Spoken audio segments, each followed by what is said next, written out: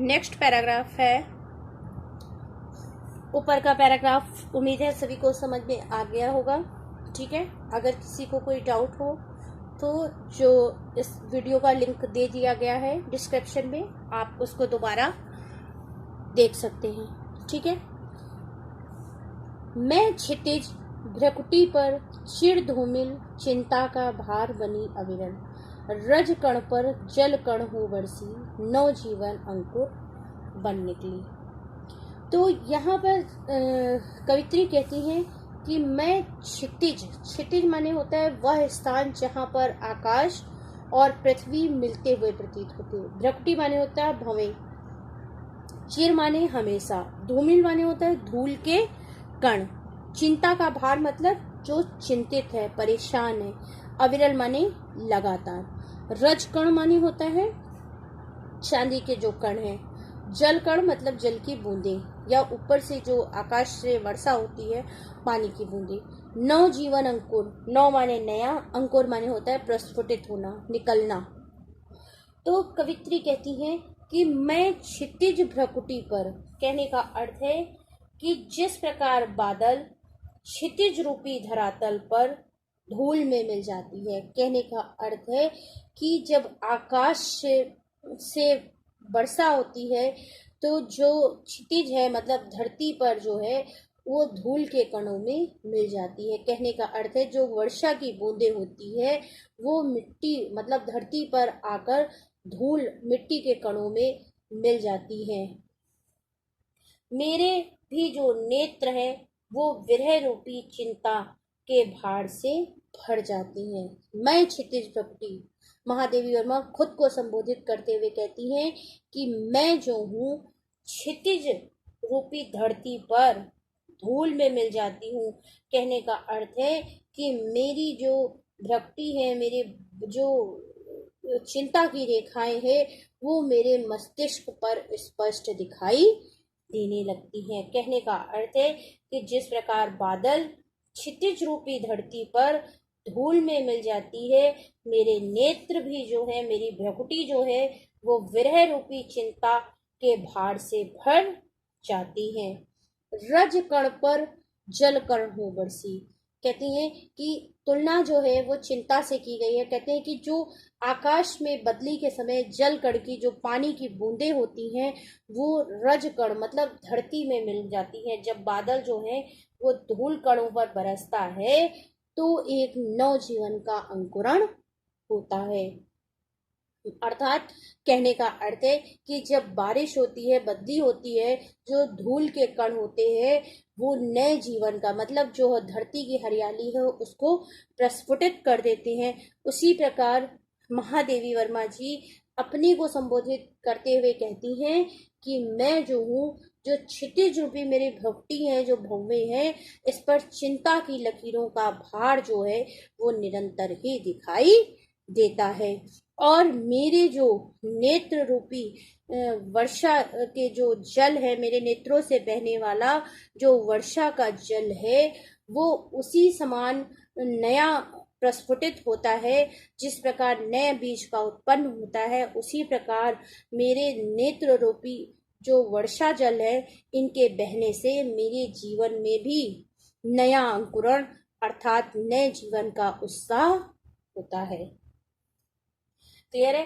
कहने का अर्थ है कि मेरी भ्रकुटी पर चिंता की लकीरें रहती हैं, मेरे नेत्रों से बहने वाले आंसू क्षितिज पर गिरकर मुझे नया आनंद जीवन का उत्साह देते हैं। पथ को ना मलिन करता आना, पद चिन्ह ना दे जाता जाना, सुधि मेरे आगम की जग में सुख की सिहरन हो अंत खिली। कहते हैं पथ को ना मलिन करता आना, मलिन माने गंदा, पद चिन्ह माने होता है, पद माने पैर, पैरों के निशान, ना देता आना जाना।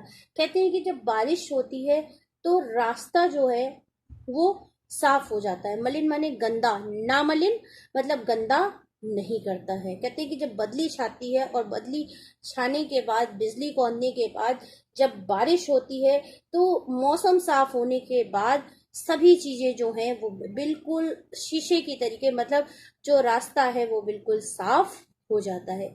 पद चिन्ह ना देते आना जाना, कहते हैं कि मौसम ऐसे बदल जाता है कि वो अपने कोई भी पद चिन्ह अर्थात कोई भी निशानी नहीं छोड़ता है। कहते हैं कि बदली हट गई, मौसम साफ हो गया, ऐसा नहीं प्रतीत होता है कि कभी बदली छाई भी थी।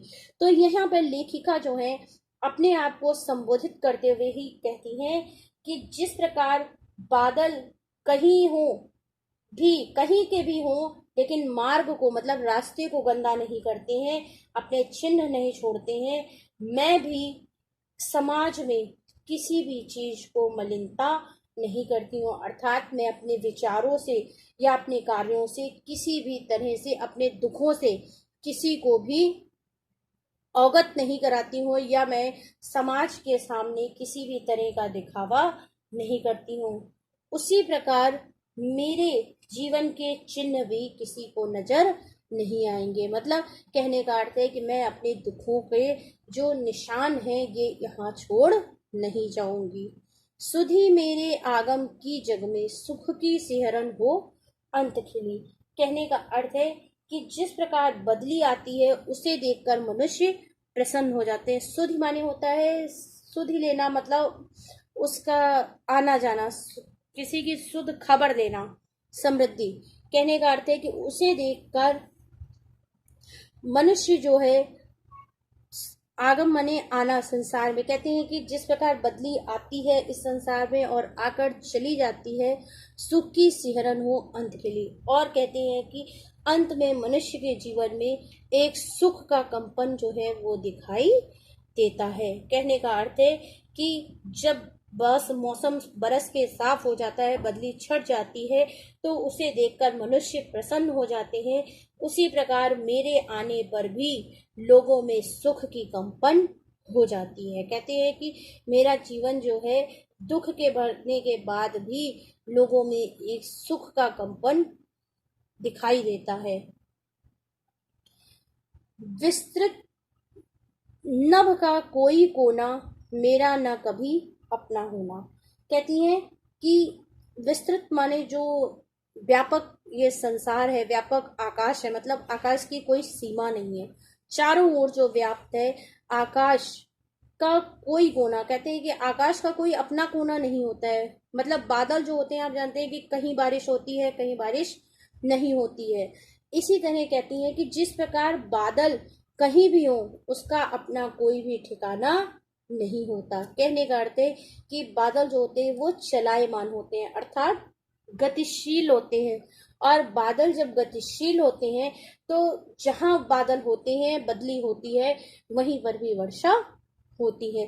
इसी तरह मेरा ना कभी अपना होना। कहते हैं इसी तरह जिस तरह इस विस्तृत आकाश में बदली का कोई स्थान नहीं होता है, उसी तरह मेरा भी अपना कोई इस संसार में स्थान नहीं है। कहते हैं कि मेरे दुखों का भी कोई स्थान नहीं है। कहते हैं कि मैं भी इस संसार में विचरण करती हूँ। परिचय इतना इतिहास यही, उमड़ी कल थी मिट आज चली। परिचय माने होता है पहचान। कहते हैं कि बदली की जो पहचान है वो इतनी ही है, यही इसका इतिहास है। उमड़ी कल थी, कहते हैं कि बादल बहुत तेजी में उमड़े थे कि लग रहा था कि सब कुछ तबाह कर देंगे। मिट आज चली, लेकिन जैसे ही वर्षा हो गई, बिजली की कौंध शांत हो गई और आज इसका अस्तित्व भी समाप्त हो गया। तो लेखिका यहाँ पर अपने आप को ही संबोधित करते हुए कहती हैं कि जिस प्रकार बादल उमड़ते हैं, वर्षा करते हैं और फिर समाप्त हो जाते हैं, उसी प्रकार मेरा भी जन्म हुआ है, मैं भी जन्म लेती हूँ और मेरा भी इतना ही परिचय है कि मैं नीर भरी दुख की बदली, मैं जो हूँ, मेरा जीवन जो है वो दुख की बदली से घिरा हुआ है और मैं आज हूँ और कल जो हूँ मेरे जीवन का अस्तित्व भी नहीं रहेगा। कहने का अर्थ है कि दुख जो है मनुष्य के जीवन में आते और जाते रहते हैं। इसमें कवित्री ने यही संबोधित करने का प्रयास किया है कि जो मनुष्य के दुख है वो बदली के समान होते हैं। जिस तरह आकाश में आप देखते हो कि बादल छा जाते हैं, क्या होता है, ये लगता है कि थोड़ी देर मौसम खराब रहेगा और बाद में मौसम साफ हो जाएगा। इसी तरह मनुष्य के जीवन में दुख जो है वो क्षणिक होते हैं। दुख के बादल ऐसा नहीं है कि हमेशा छाए रहेंगे, लेकिन जब दुख समाप्त हो जाएगा तो सुख के जीवन का भी, नव जीवन का अंकुरण भी होगा। तो इस कविता के माध्यम से महादेवी वर्मा ने यही संबोधित किया है कि जीवन जो है वो दुख की बदली के समान होता है। कहने का मतलब है कि दुख जो है वो क्षणिक होता है और दुख के बाद नव जीवन में, मतलब नए जीवन में सुख रूपी जो बीज है, जो अंकुरण है, वो अवश्य ही होता है। आप लोगों को ये अच्छे से व्याख्या समझ में आ गई होगी। अगर किसी को कोई डाउट होगा तो वो व्हाट्सएप या कमेंट सेक्शन में पूछ सकता है। और ये महादेवी वर्मा जो है, ये टॉपिक तीसरा पार्ट गीत का जो है ये कंप्लीट हो गया है। Okay, good bye.